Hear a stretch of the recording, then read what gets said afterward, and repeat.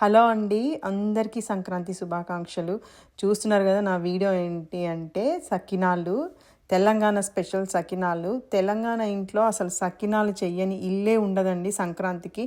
ప్రతి ఒక్కరూ సంక్రాంతికి సకినాలు చేసుకొని పండగని ఎంజాయ్ చేస్తారు.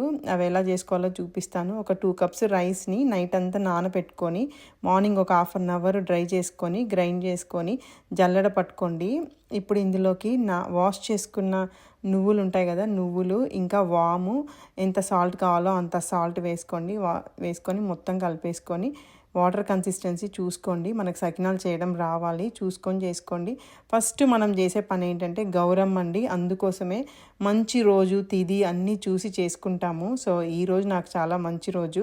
సో అందుకోసమే గౌరమ్మని పెట్టుకొని బొట్టు పెట్టుకొని మనం కూడా బొట్టు పెట్టుకొని చేసుకుంటాము. మీకు కనుక సకినాలు చేయితో చేయడం రాకపోతే జిప్లాక్లో చిన్న హోల్ చేసుకొని జిప్లాక్లో కూడా చేసుకోవచ్చు.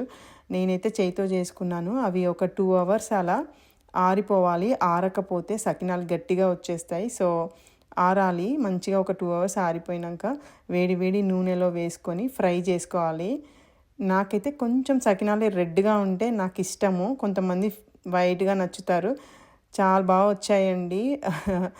ఎంజాయ్ చేయండి పండగని. హ్యాపీ సంక్రాంతి అండి. Thanks for watching. Please like, share, subscribe my channel.